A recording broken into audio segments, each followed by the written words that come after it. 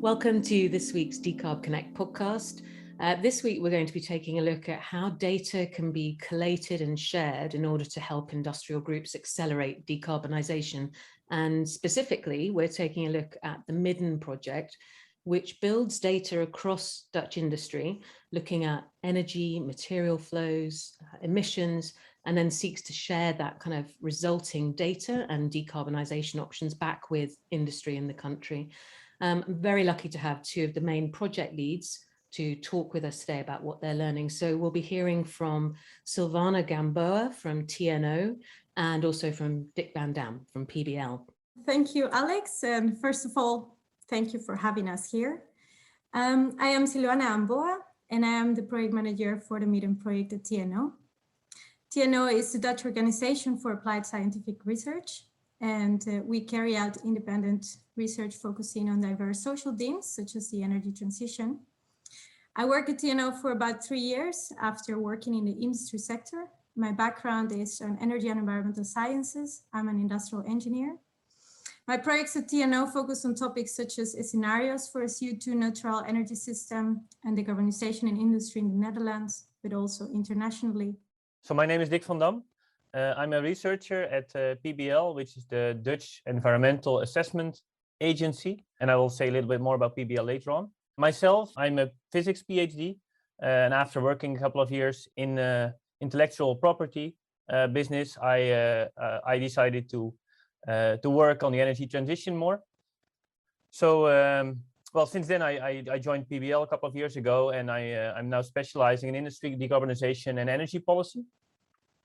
So PBL is part of the national government in the Netherlands, but it's independent, and it aims to give strategic and independent advice and assessments of mainly national policies. And then I'm working mainly on the climate and energy field.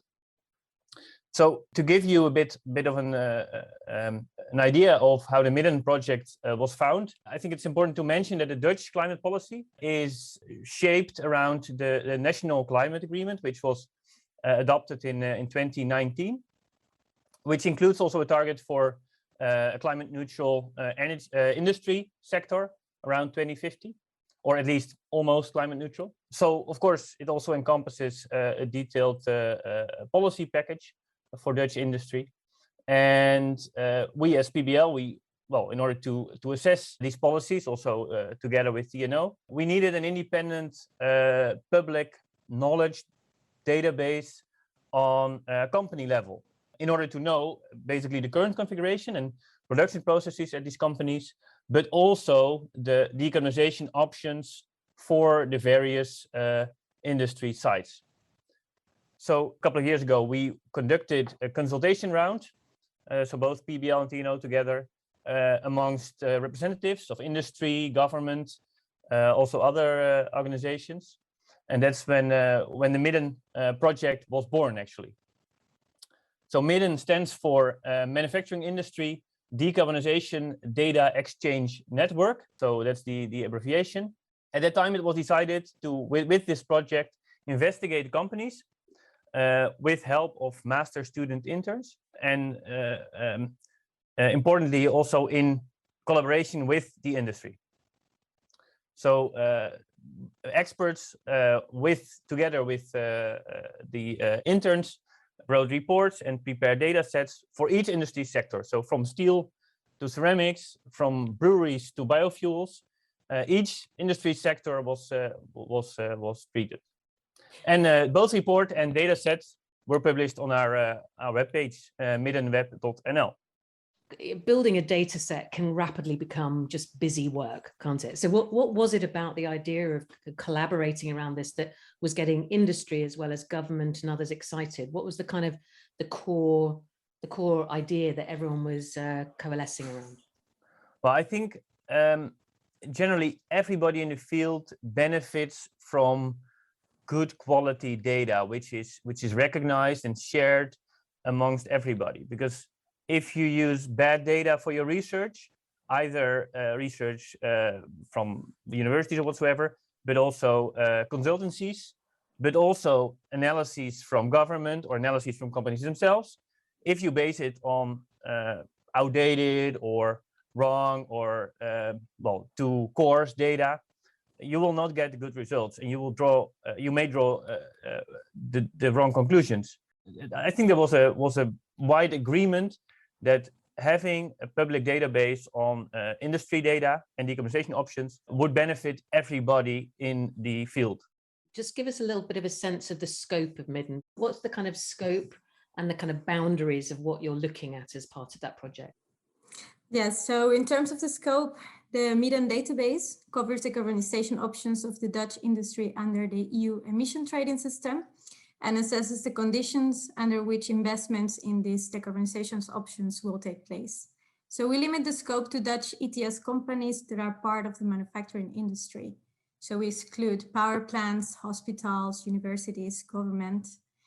And overall, Midden gives an overview of the industry production sites, including existing facilities and processes, inputs and outputs, and decarbonization options until 2050 on the basis of public literature, but also information for industry itself. And the decarbonization options under the Midden framework fall into the categories of fuel and feedstock substitution, for instance, such as blue and green hydrogen or power to heat, or another category is process and product design, considering energy efficiency or alternative processes or products. Then the Midden framework also looks into recycling, the use of waste energy, and carbon capture and storage or utilization. So for all these options, Midden looks into the consequences of their implementation in the specific site. Am I right? It was launched sort of 2018, 2019, around then. How is the data maturing? Yes, so so far we have covered over 95% of GHG emissions in the Dutch ETS industry. This is almost 40 reports of industry sectors or companies, such as what Dick was mentioning, to sectors from basic chemicals, plastics, or building materials to food and beverage, paper and board, amongst other sectors. And the audience can find these reports in the Midden site, and that is middenweb.nl. We'll add that to the show notes as well. So if anyone's listening to this that would like to look at that in more depth, just have a look at the show notes either on our website or on iTunes or Spotify, and you'll find the link there. So that's how the data set is developed. And key trends then, what sorts of things are you seeing emerging as kind of more and more of this data is built? What are some of the common themes or common data points that are kind of proving most interesting for you? So we see that the choice for companies mainly comes down to three main streams, such as electrification, CCS, and the use of renewable sources, such as biofuels or low carbon hydrogen. But we haven't yet looked into the specific sectoral or regional trends, because so far we have been gathering data for sectors or companies independently. And this could be a next step for Midden. I think generally you can say that, well, almost every company is in a different position.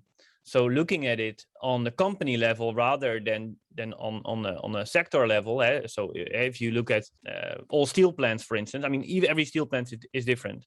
And that's the same for the chemical sector. So looking at it at a specific company gives additional information, for instance, regarding infrastructure or regarding value chain, so the precise value chain where you're positioned. And I think that's an important added benefit. So you ask, like, well, key trends. I mean, for each company, you could say that you have different peculiarities. So it's very interesting, I think, to look at these reports and look at the data, because you will always find something interesting in each company. When people go to look at this data and read through the reports, it's kind of useful to understand, I think, the balance between both cluster opportunities, of which obviously there are several around the Dutch coast, but also where there's more standalone activity going on. So can you kind of paint a picture for those that don't know of what the Dutch industrial landscape really looks like at the moment? Yeah, so you could say that the Dutch industry is centered around 5 important clusters, centered around heavy industry. So in some cases, large refineries, in some cases, large chemical multinational companies. In one case, also the centered around the steel manufacturing plant. So you could say that you have these 5 clusters well connected among themselves, and also to some extent to other clusters. also in Belgium and in Germany, for instance. But apart from that, there's also large industry dispersed throughout the country. And then we're mainly talking about food industry, paper manufacturing, paper pulp industry, ceramics, and also chemical companies. So you could well look at it from that you have these two type of companies generally. So of course, industrial sites located in one of these large clusters, they benefit from their shared skill. They're often exchanging feedstocks, intermediate products, but also they often share utilities and pipelines for petrochemicals, steam, hydrogen. And of course, that's beneficial, not only in the usual operations, but also for the energy transition. Establishing new infrastructure is generally more cost effective because you can have more users. But it can also complicate decarbonization. Once a single company transforms or wants to transform, also the surrounding companies have to adapt. So it's a challenge. It's a coordination effort amongst these companies. And you can see in the Netherlands that there's lots of progress. There's lots of collaboration and lots of good ideas towards transforming the industry system. But it remains a challenge. So at the same time, well, in contrast, you could say that the perspectives for industrial sites located outside these main clusters is different. Because access to infrastructure is harder, and establishing new infrastructure like heavier electrical grid or hydrogen network is much more expensive and much more uncertain, therefore. You could say that for all these different sites, I think it's important to have this general publicly recognized data set with the options for decarbonization. So the current situation and the options, because then you can have the overview of and the perspectives for each individual company. I wondered are you seeing any kind of interesting models of collaboration forming away from the clusters? Like, are there opportunities that those kind of more standalone sites are starting to take advantage of, or bluntly, is it still the same kind of challenge that we're seeing in the UK? Yeah, so it's funny because in the Netherlands we have these 5 clusters that I mentioned, and then some other sectors, mainly those outside the clusters, have formed a 6th cluster, which is not an actual physical cluster, but they present themselves as a cluster because they see that each in their own way, all these companies face similar challenges. And in that way, they want to also benefit from the options that the clusters have. But it's a challenge. And personally, I think that the pathways for decarbonization of these companies should be more clear. So they have various options, but I think it's important that both government and companies together work towards finding a pathway towards decarbonization, because that allows also for developing the required infrastructure. But I think the reality is that these companies don't have all the choices that companies within clusters have. But as long as government recognizes that and also provides the support for these companies, then I think it shouldn't be a benefit. But I think communication and coordination is very important here, and yeah, we try to contribute to that with our data sets. Whether they're clusters, whether they're single sites, the main kind of challenges for the next phase of transition, what are you kind of seeing as the next kind of wave of questions that these companies are dealing with at the moment? In the end, for most of these companies, it comes down to costs. But it's also a coordination problem of infrastructure, which requires a long time before it will be up and running. So that's, I think, the 2 most important challenges. Indeed. Well, costs are definitely an important aspect for decarbonization in industry. So we look into the investment costs of the low carbon technologies and the operation and maintenance costs, but there is high uncertainty on the future costs of some technologies, in particular for those with a lower TRL.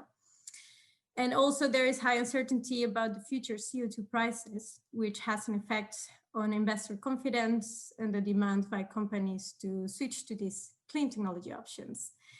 But besides costs, the technical aspects are also important. So we talked about this. This involves the existing infrastructure and site-specific technologies. Or let's say we switch to full electrification. So how should we deal with the intermittency of renewable sources and the need for flexibility for energy security? Next to this, another crucial aspect is the public acceptance of technologies. So we see it with the social resistance to the use of biomass for energy applications due to its environmental impact, or public concerns about storing the carbon capture underground. Even with wind and solar energy, there is a risk of social resistance, and this aspect cannot be overlooked. But overall, the economics of decarbonization are often a focal point in discussion. However, the social acceptance of different options is often more of a success factor, I would say. And that's why it is important the data we gather in Midden is recognized by all stakeholders, and that the knowledge on decarbonization options is publicly available. How are the industrials using the data? So you've gone through this kind of process over the last few years of building up, substantial amounts of both data and also these reports that are obviously more contextual for people to review. How are you seeing industrials make use of that? It depends. I mean, we're still developing, so we are not complete. We haven't completed it yet. What you see is that consultancies use the data a lot. Well, and they do it often for industrials. So in that sense, they are working for that.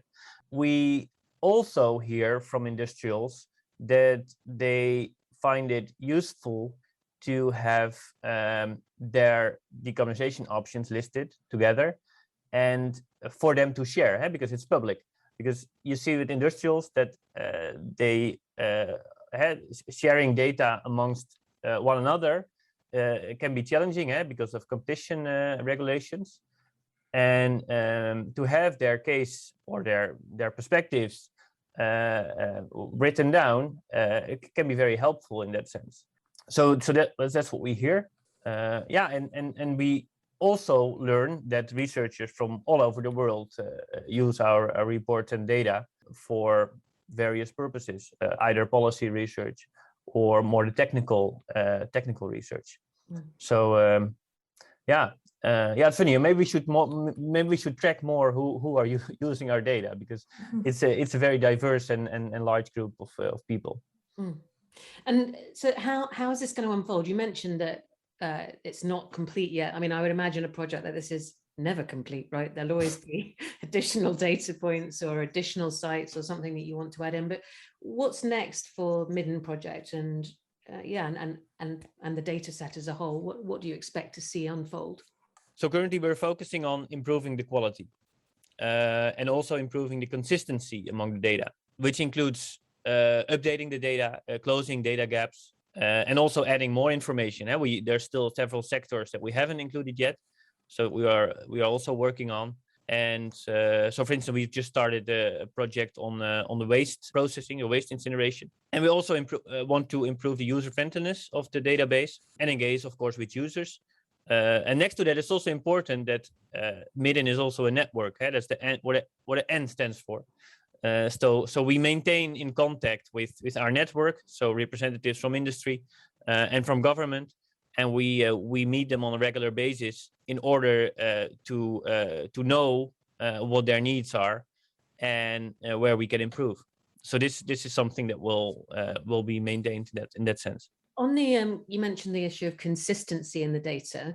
To what extent is that linked to something we also hear a lot about, which is just simply how companies choose to report what they choose? Is it more about standardizing the expectations of what people are reporting, or is that consistency issue related to something else? Yeah, consistency is mainly because, as Silvana mentioned, we are now at about 40 sectors that we have covered. And often you see the same decarbonization options popping in, like electric boilers or carbon capture and storage, for instance. But it's very important that we use the same properties in terms of energy use, but also in terms of costs for different sites, as long as they are comparable, of course, because often they are not comparable, and then you should use not necessarily use the same data. But sometimes you see that the cases are comparable, but use slightly different data, and then we need to improve on that. But you can imagine that we're now covering more than 300 companies. So it's a big load of work to make sure that everything is consistent, and that's a continuous effort. And Silvana, do you want to add to that? TNO has a different lens, right? So what do you see as the kind of future for the Midden project, and what next for you and your part of the team? Well, as Dick mentioned, we work together on the maintenance of the database and the network, and that's we think that is something that should continue for the next years, and working together, PBL and TNO. But also, maybe I'd like to share as well next steps for Midden and also on the use of the data. At the moment, we're also carrying out analysis using the data as looking into the economic ability of a particular sector or company to implement the decarbonization options. Or as well, we are incorporating Midden data in cost optimization models at TNO to develop scenarios for decarbonization up to 2050 for certain industry sector. So these are examples of ways that we are using the data. We move one step further and we're doing more analysis with the data we have already gathered. But I think we're also interested on hearing how the Midden users are using our data and how we can further support them as well. So yeah, to the audience as well, please give us your feedback at the Midden site where you can find all the reports and databases. And again, I'll make sure I add that link into the show notes. Maybe it's important to mention that we do everything in English. So although we limit our scope to the Dutch industry, we have chosen from the beginning to publish all our information in English, which is also practically because many of our master students, also many of our researchers are internationals. And also, well, we see that it's used to, it's being read from all over the world. So maybe for the audience, it's a relevant fact. Clearly, there's so much that can be mined from this publicly available information that you're sharing, that you could be in any number of countries, and there are many kind of lessons that can be taken from this. So I think it's really fascinating and bluntly quite a generous project to be sharing so publicly. So we'll definitely ensure that we put that link in the show notes. And Dick, thank you so much for joining us today. Silvana as well. It's been a real pleasure to talk to you. And yeah, fascinating project. So I'm sure there'll be an update at some point, but many thanks for joining today. Thank you very much, Alex, for giving us the opportunity to comment on our project. Thank you, Alex. You're welcome.